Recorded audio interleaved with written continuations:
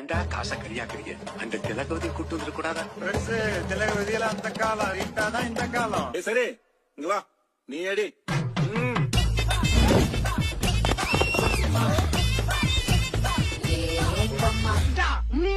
காத்தடிக்குது காத்தடிக்குது காய்ச்சி காத்தடிக்குது